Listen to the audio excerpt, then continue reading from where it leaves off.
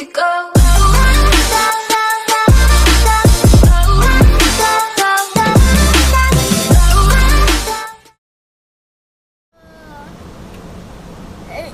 Is this real life? Yeah, this is real life.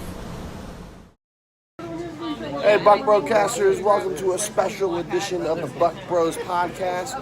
We're here live at Hogan's Subs here in Gainesville, Florida. Here with my other Buc Bro. What's up, Buc Bros? And my third Buc Bro. How's it going? And we're going to bring to you today a segment we're calling Instant Bro Play. We're going to give you guys live reactions throughout the game and an up-to-the-date post-game reaction for this episode. So stay tuned, guys. This will be a fun episode. Go Bucs! All right, we're here with our first quarter reactions. Bucs trail 3-0. Interception in the red zone for Ryan Fitzpatrick on a promising opening drive. What have you guys seen today that you've enjoyed? Well, the defense looks at least serviceable today. Yep. Haven't given up a touchdown, so it's only 3-0 right now, so that's a positive. Yeah, I'd say the offense is moving the ball okay. We just need to do a better job of not derailing ourselves, whether it be interceptions or the penalty that killed our second drive. So, looks like we're doing okay. How do you guys feel about that illegal forward pass by Ryan Fitzpatrick? It was a good-looking play. You mean the most certainly legal lateral that the refs missed. NFL just decided to take against it? No, I'm just kidding. But, yeah, it was definitely an interesting play. I just wish, unfortunately, it's illegal. What do you guys want to see out of the second quarter? Some points. Points is big. There it is on the scoreboard. There it is. Sure. We will. I want to see our points, and I don't want to see any of their points. There it is. So we will follow up with you if there's any major developments or after the end of the second quarter. All See you right, at halftime. We're gonna go for it. It's out of game. 28 in a row from inside of 40. He misses. Oh No good. Oh my god. Well, you can see the reaction on everybody's faces. Another missed kick, opportunity to tie the game. Got him. It's got to go, right? God, what a... That's so bad. Jesus Christ, man. All right, y'all, coming live with the halftime reactions. Bucs still trail by 3 points, 6-3 at the half. Disappointing final drive there. 2 timeouts, plenty of time to make the kick, and just some bad play calling. Yeah, I don't know what they were doing on that last play. I don't know if it was play calling. I think Fitzpatrick just made a mental error there, and Well, I think he was probably like he had to because he looked at the sideline. I thought he was just like the first reason there. I think maybe he was just like, screw it, I don't want to turn the ball over or get a bad penalty like a sack. Or I guess the sack really wouldn't have mattered. It's the same result, but nonetheless disappointing. Yeah.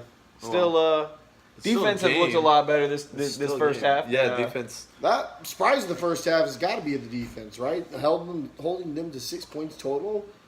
Yeah, absolutely. Wow, I would agree with you. I don't know the last time this defense actually looked like an actual defense. Well, the offense is trying to help them out with all the time of possession. They had 9 minutes of 3 times we made it into the red zone. We have yet to convert to a touchdown. Yeah, we're just not coming away with points when we need to. Yeah. Interception, missed field goal, and a field goal have been our red zone. Yeah, minimal points on each of those drives, and we're winning this game. So mental error is definitely costing the Bucs in this game. And it's like all games right now. It's just lapses of judgment throughout the game. You know, it's not just one missed field goal. And Chris Spielman said it too. It's not an effort thing. It's execution. It's an execution thing. And we're not executing at all. But what we should do is execute some of these players and make room on our roster for better performers, especially on the defense. Yeah.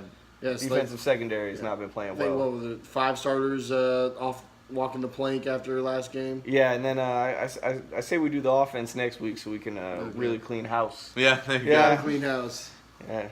All right, well, we'll come back. Reactions if anything major develops, or we'll come back after the end of the third. Hopefully we'll see you guys after the third leading, and then we'll do our post-game reactions after the victory. But let's go. Let's go, Bucs.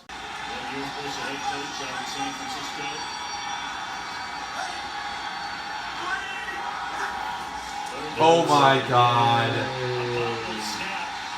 And Fitzpatrick gets to cover it up low. We love finding ways to lose. I don't get it. I don't understand, dude. It's like a bad snap, right? Everything's going right, and then we get down to the 20-yard line, bad snap, and then we miss the field goal. Oh my God! That's Tampa Bay Buccaneers football. It is a compilation of mental errors on both sides. If we're executing on one side of the ball, we're terrible on the other side of the ball. If one side of the ball is executing fairly well, the other side of the ball won't execute fairly well. Today, it's a terrible red zone offense. So bad. We have so many yards. We're probably going to lose a game that we have no business losing. Yeah. All right. Terrible game. Terrible execution by the defense and the offense. Final score 16-3. Most yards by a team to ever score 3 points or less. Since 1960. At least. As far back. They couldn't go further back. It was bad.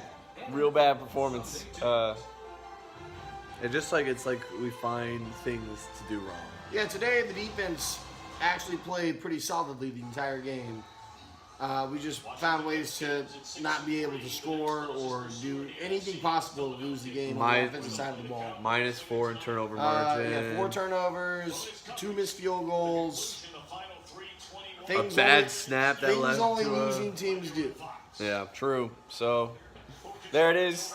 And hopefully we'll see you next week for some pregame and postgame for a win. What's up, bro? What, bro? What's up, bro? Take a swing, bro. Right here, bro.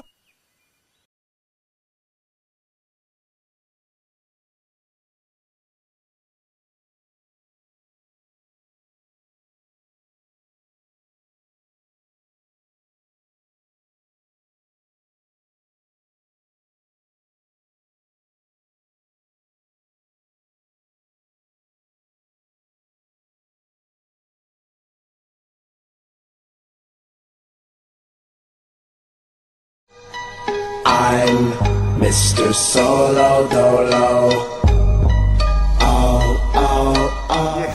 Yeah, welcome back from halftime, Buc Broadcasters. It's time for the third quarter, and for this episode, we thought you'd bring yet another new segment called Solo Brolo, where we discuss the loneliest man on the roster or the coaching staff. Basically, we're going to identify one individual player or coach who we feel probably could just use a big hug right now. I'm so lonely, so lonely, so lonely inside real Rome. Yeah, it's been a tough season for sure. Even tougher when you think about how magical, or it's magical, wink, this season began. But as we sit here in the ever so lonely basement of the NFC South at 3-6, there are really 3 people that come to mind as our Solo Brolo candidates. Number 1, our opponent's favorite quarterback, Mr. Jameis Winston.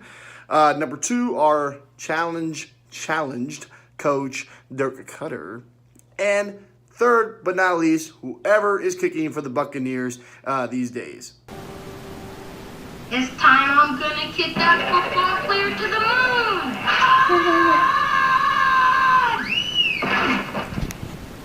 So, let's meet our competitors. First up, we've got Mr. Jameis Winston. It's pretty clear that the Bucs organization has given up on Winston as our franchise quarterback going forward. And barring an injury to Fitzpatrick, I don't see him playing another game this season. This looks yet like another QB bust in a long line of QB busts in Tampa Bay history.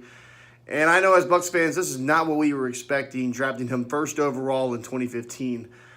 So really, as the only player other than a coach going to be holding the clipboard for the rest of the season, Jameis, you're square on the running for Mr. Solo Brolo. Next up, our second most famous Dirk in the United States, our head coach. If you heard his post-game speech after to the players after our loss to Washington last week, you can't help but feel that Cutter's kind of given up on the season.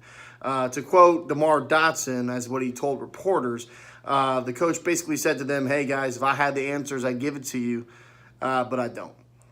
So, yeah, that's quite discouraging to hear from our head coach. And then secondly, let's kind of look into his questionable decision-making to take over the play calling duties from Todd Monken. Did somebody tell Dirk Cutter that under Monken's direction, our offense was averaging almost 26 points a game and almost 450 yards a game? Dude, if it ain't broken, don't fix it. But hey, Cutter, you always have in our hearts the dubious honor as being the only offensive coordinator to ever have his team put up over 500 yards in a game, but only score 3 points. So, for being a league of disappointment all on your own, buddy, Coach Cutter, you're really gunning for Mr. Solo Prolo. And then finally, our dearly departed kicker, Chandler Can't Kick Gazzaro. Before he was released on Monday, Mr. Wide Whatever missed 4 field goals and 4 extra points. So that's total of 8 misses in 9 games. So almost averaging a miss a game. So, yeah, man. And furthermore, he was 0-3 on field goals from 40 to 49 yards out. But hey, buddy, you always have that 59-yard field goal to win against Cleveland. Sorry, Brownies. We needed that one badly. But now we brought in Mr. Cairo Santos, who greatly is on his 4th team in over a season. Yeah, that bodes well. Mr. Santos does have an 84% career field goal percentage, and he does have a 96% career extra point percentage. So he's got that going for him, which is nice. But hey, welcome to Tampa Bay, where the curse of Lawrence Tynes is real. Did you know that we're on our 10th kicker since we let Matt Bryant go in 2009? 10 kickers! None of them good. Maybe Connor Barth, that's the only guy I could really even think about right now. But 10 kickers? Yeah, so good luck there, buddy. But anyway, just as being a kicker on the Tampa Bay team, Mr. Santos, you are also just by default in the running for Mr. Solo Brolo. All right, guys, now that you've met our competitors, let's announce who our winner is. Drum roll, please. The winner is Coach Cutter.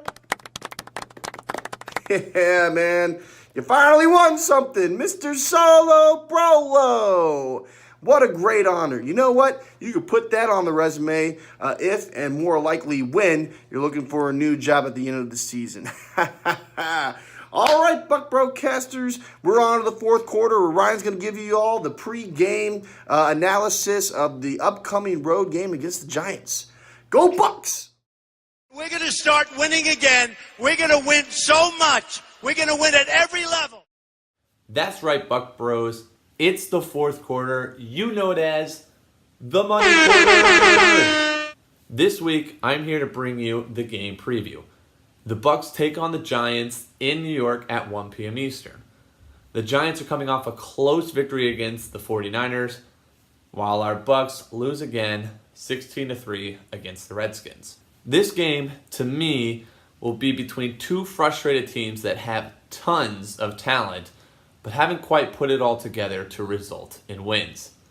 Just to put this in perspective, of the Giants' 7 losses this season, 6 have been 1-score decisions.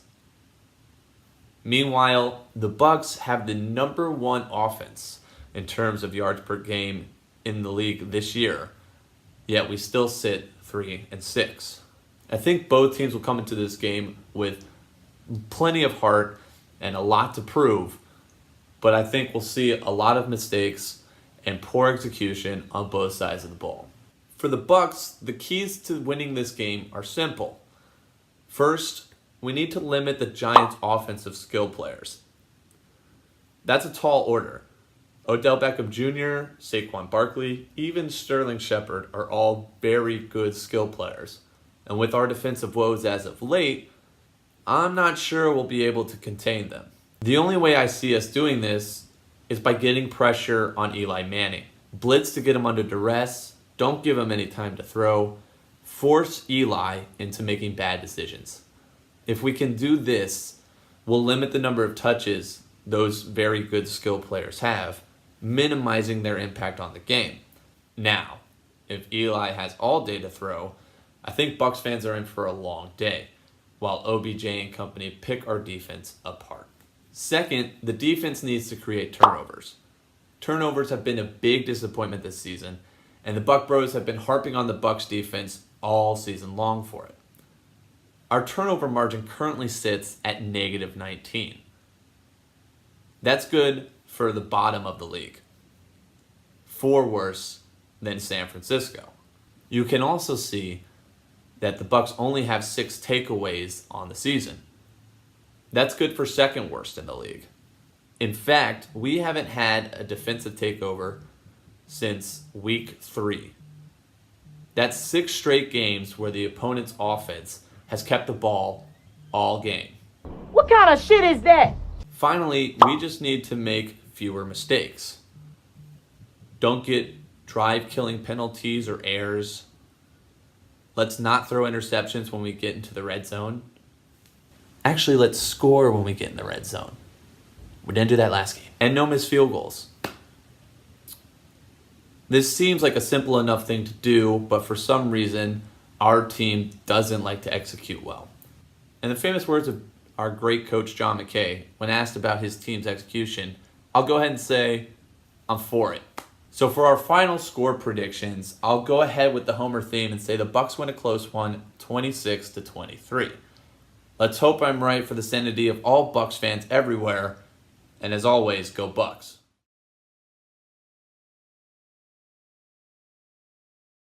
Hey, Buc Brocasters.